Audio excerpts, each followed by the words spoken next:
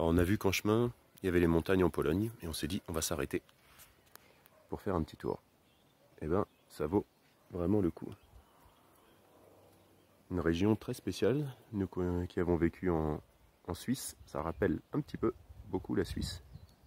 Les maisons sont assez similaires, c'est pas exactement le même style mais c'est un peu pareil. Et on a des montagnes magnifiques ici.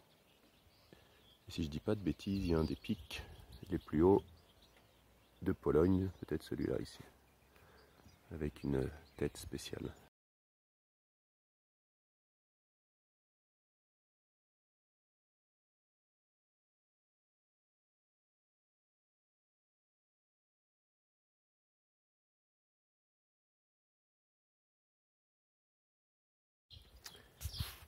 Bon alors, une petite pause bien méritée dans une guest house, une maison d'habitants.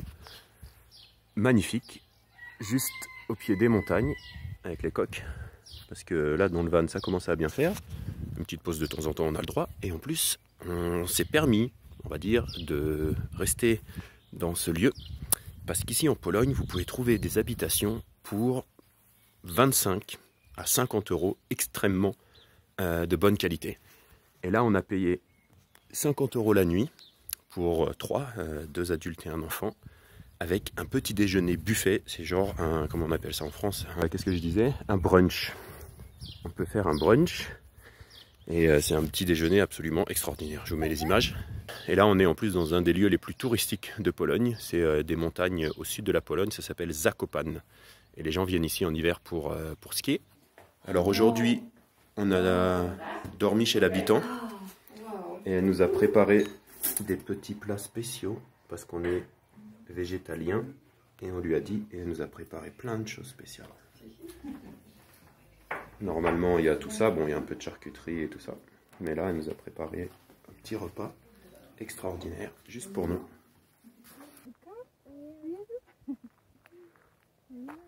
Bienvenue, faites une photo.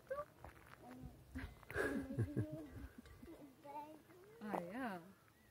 Waouh. Belle vue à 360 degrés. Hein.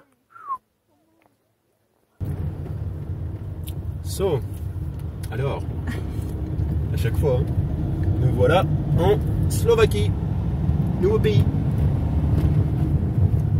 Such a nice border. It's a very beautiful border, without any official thing. Bon alors c'est pas mal comme arrêt sur l'autoroute, avec une petite vue.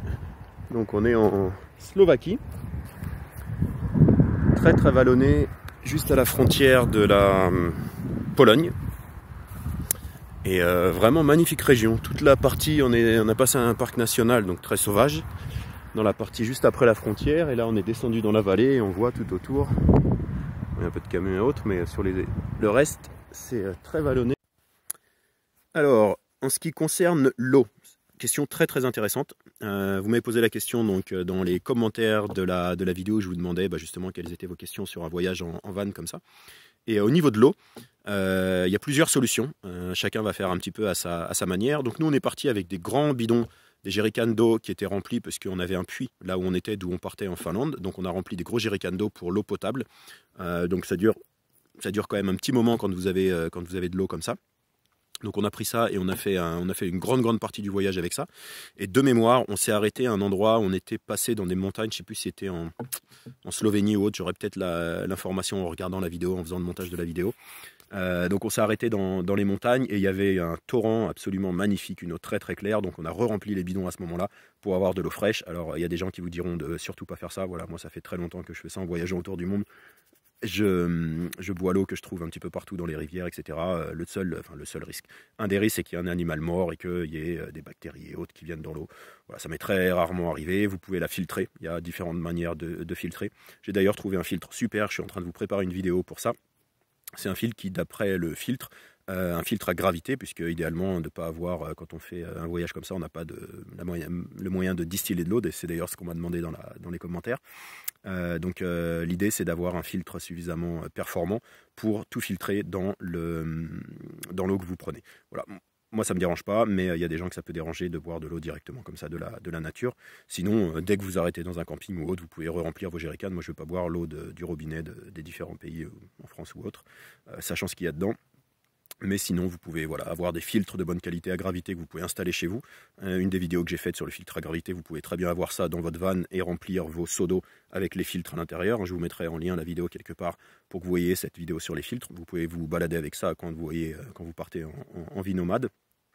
Ou alors avoir des filtres un peu plus performants, ou alors boire l'eau directement. Ou alors vous avez vraiment des fils de survie qui là vous savez si vous buvez l'eau directement dedans, c'est des pailles ou c'est des filtres un peu spécifiques. Ou là c'est vraiment des fils qui sont faits pour la survie et donc qui enlèvent toutes les bactéries, les virus, etc. Voilà un petit peu la solution pour l'eau. On a vu sur la route une église spéciale complètement entourée d'arbres. Alors on s'est dit il faut s'arrêter. Au milieu de la Slovaquie qui n'est que des collines et de la forêt. Et des petits champs, mais principalement de la forêt et des champs, de la forêt et des collines. Et c'est juste magnifique.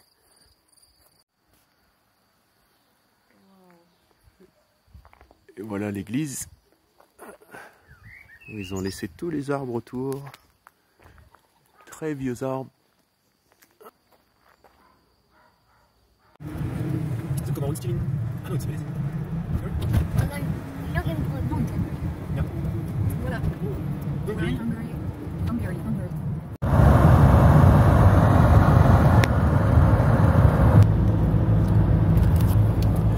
Bon alors voilà la Hongrie, beaucoup de champs et un peu de forêt et beaucoup de verdure. On n'a pas vu une grande partie de la Hongrie mais toute la partie ouest qu'on a fait. Et c'était un peu comme ça. Ok, nous arrivons en Slovénie. Ok, nous voilà arrivés. Et comme toutes les frontières dans tous les pays qu'on a traversés, en tout cas la grande majorité, 1, il n'y a personne. 2, c'est très vieux. Ça ressemble à peine à un truc de frontière. Et à mon avis, ils les utilisent plus vraiment. Très spécial. Oh là là, ah ouais, non, c'est très vieux. Extrêmement impressionnant depuis le début qu'on est arrivé ici. Des collines partout comme ça, et on est qu'au début du pays qui est le moins montagneux. Et voilà, et c'est le 3e pays d'Europe il y a le plus de forêts. Et plus de la moitié du pays est fait de forêt. Et là on est à côté d'un château. Bon alors de l'autre côté du château, l'autre côté des montagnes, bon il y a encore des montagnes, mais là on a une grosse ville.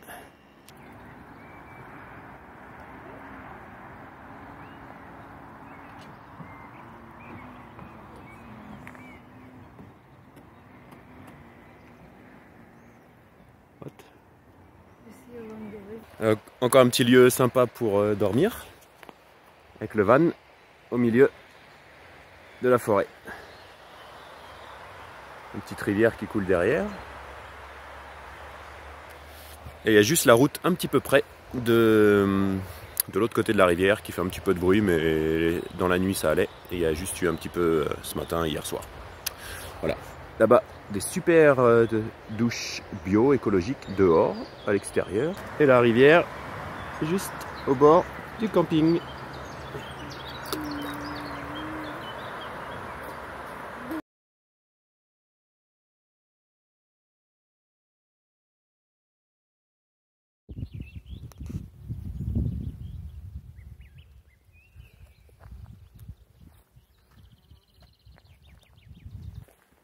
La petite cabane de montagne en Slovénie, tout en haut d'une montagne.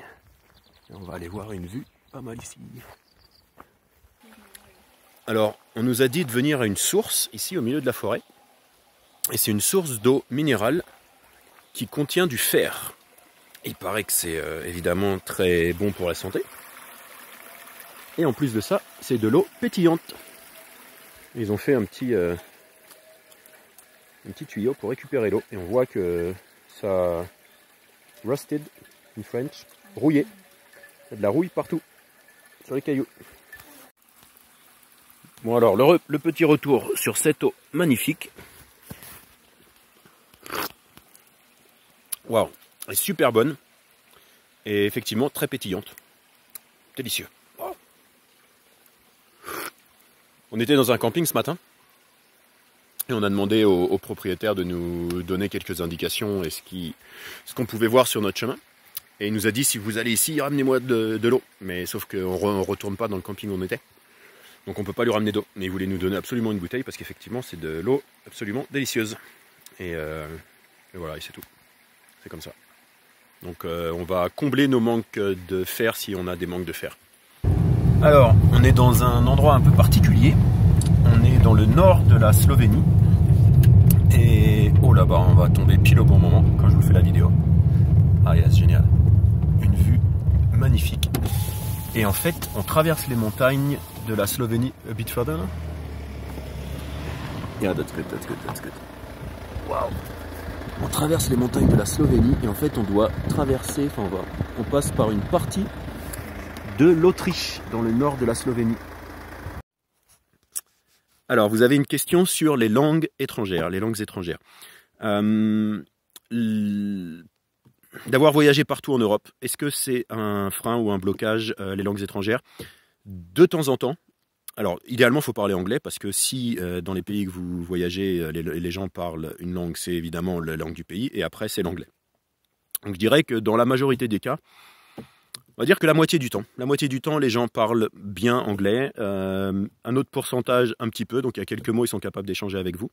Et puis, ça nous est arrivé régulièrement d'avoir des gens, quand on va un petit peu plus profondément dans les villages et dans la nature, il y a des gens qui ne parlent pas du tout anglais à ce moment-là. Et là, plusieurs solutions. Soit vous avez un téléphone ou un appareil qui vous permet d'aller sur Internet et de faire de la traduction. Et à ce moment-là, vous écrivez ce que vous avez besoin. Le langage des mains, qui est toujours universel et qui fonctionne très très bien. Et voilà, la plupart du temps, c'est ça, hein, les deux solutions, sinon il n'y a pas grand-chose d'autre. Et puis des fois, ça nous est arrivé de ne pas avoir le téléphone ou quoi que ce soit. Voilà, on se débrouille et les gens nous comprennent quand on veut dormir, on va dormir. Le langage des mains, comme je vous dis, c'est toujours assez simple de se débrouiller, même si on parle pas les langues. Idéalement, quand même, de parler anglais, ça aide énormément, parce que les 3/4 du temps, ou en tout cas, comme je disais, la moitié, les 3/4 du temps, il y a des gens qui parlent anglais, donc c'est quand même le plus simple. Voilà, donc c'est pas un blocage du tout, c'est juste dommage quand il y a certains habitants qui ne parlent pas anglais, de ne pas pouvoir partager avec eux. Ça nous est arrivé très souvent d'être super bien accueillis, d'avoir des gens qui nous invitaient chez eux et qui ne parlaient pas anglais, et c'est dommage parce qu'on ne peut pas échanger un peu plus profondément comme on aimerait. Mais voilà, donc avec l'anglais au minimum. Après, si vous n'avez pas l'anglais, il y a moins d'échanges ou pas d'échanges la plupart du temps si vous voyagez dans les pays européens. Et voilà, je dirais que c'est ça le petit hic avec les langues.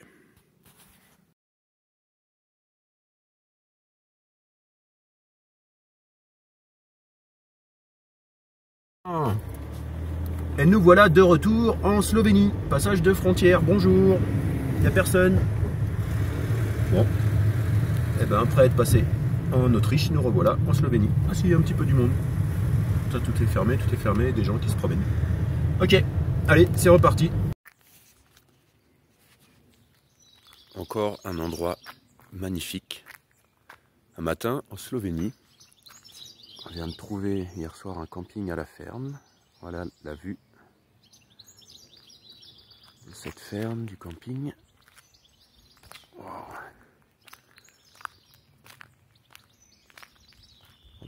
Et je suis vraiment très très surpris agréablement par la Slovénie. C'est juste sublime. Il y a une petite église. Montagne là-haut. Et là juste au pied de ces énormes montagnes.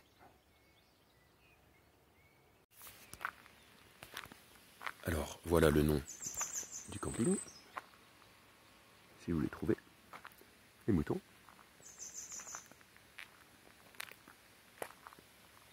Petit emplacement pour la tente. Et le van.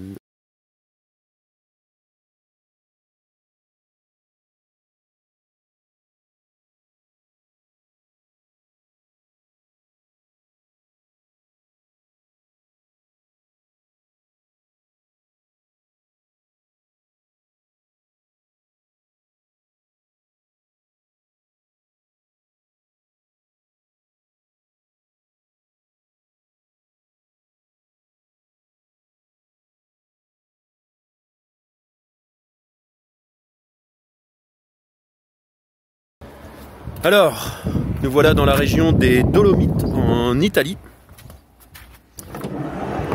Absolument magnifique. Alors là, on voit pas trop, il y a un peu de nuages maintenant. No, this is insane. Isn't this like how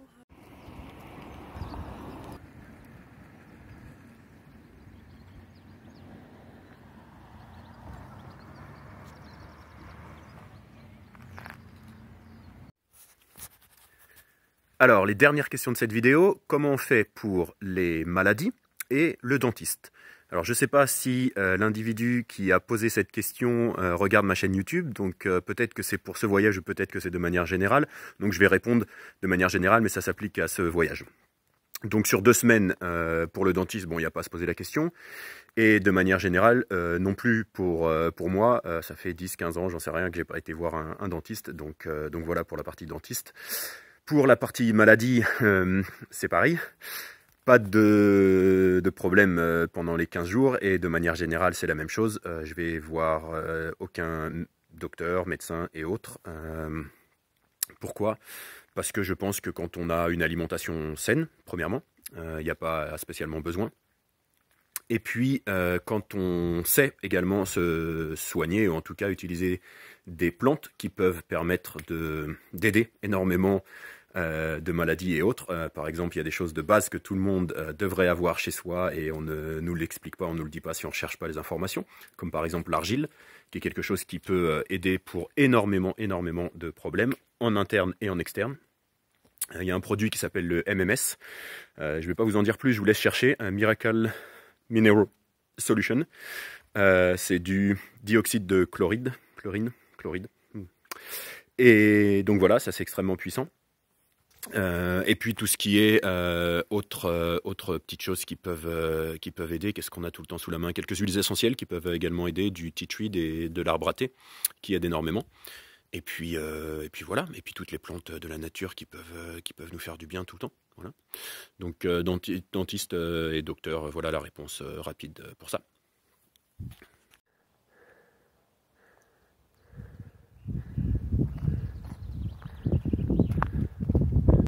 Une belle rando dans les montagnes.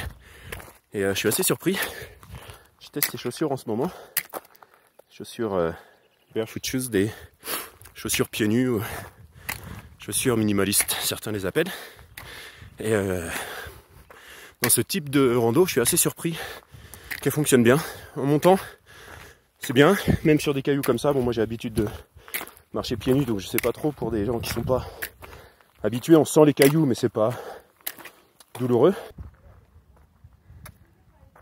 Bon alors en fait, je viens de tester les chaussures dans la descente en mode un petit peu intense.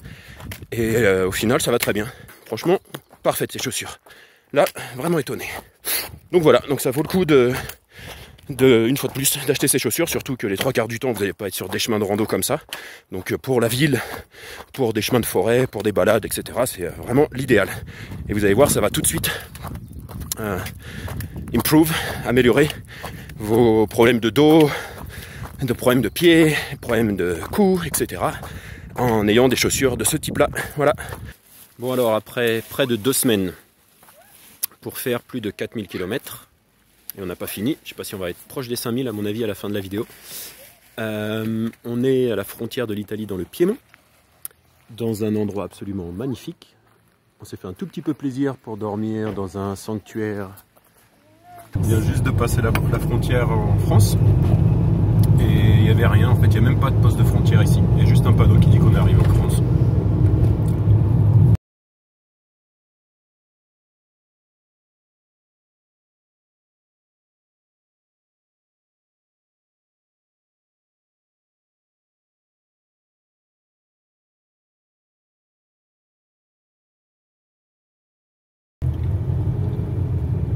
Il y avait quand même un petit endroit de frontière.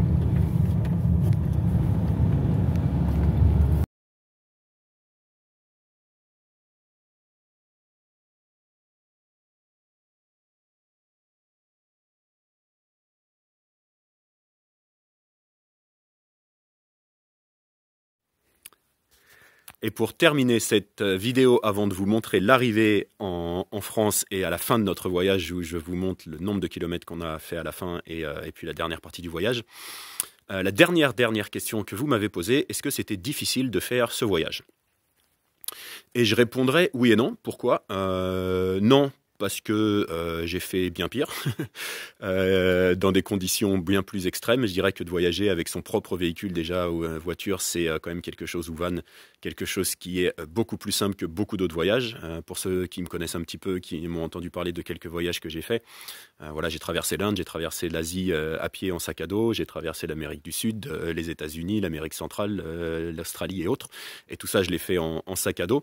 Donc quand on traverse l'Inde et qu'on passe 6 mois en Inde dans des bus comme on voit dans les films et dans les documentaires et autres, ce voyage en van n'était pas difficile.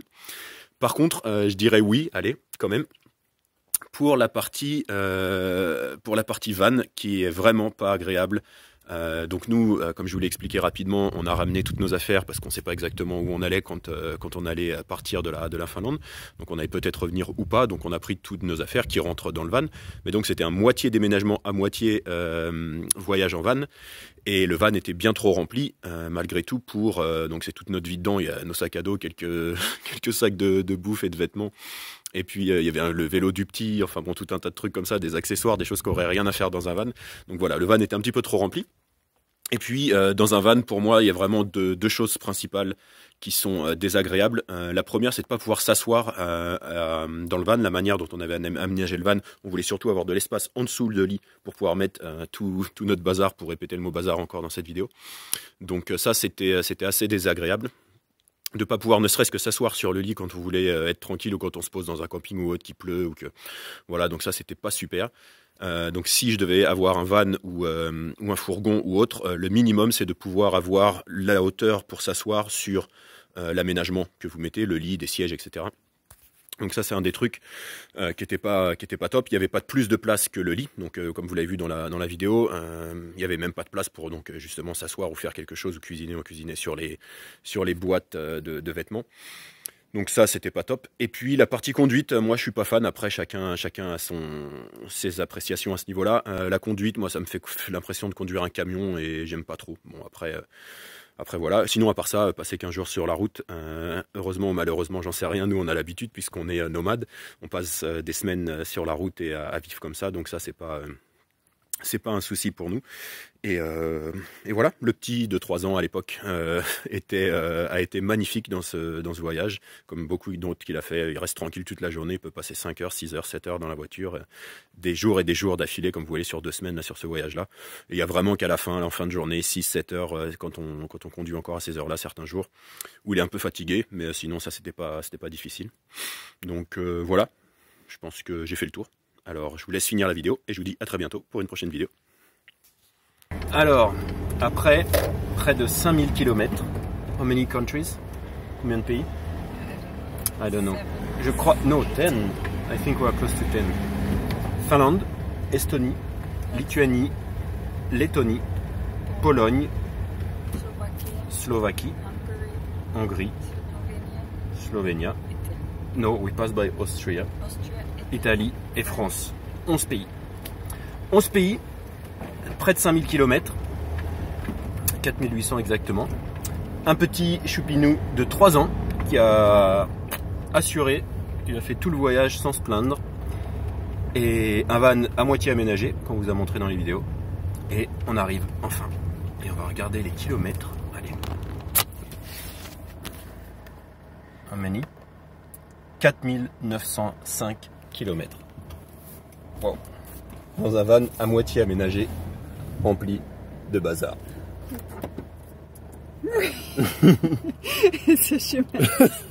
Voilà, c'est déménagement et voyage en van pour un trajet comme ça. Et 2 semaines, 14 jours exactement.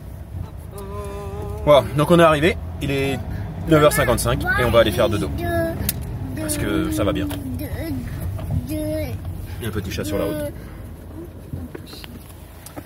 Voilà.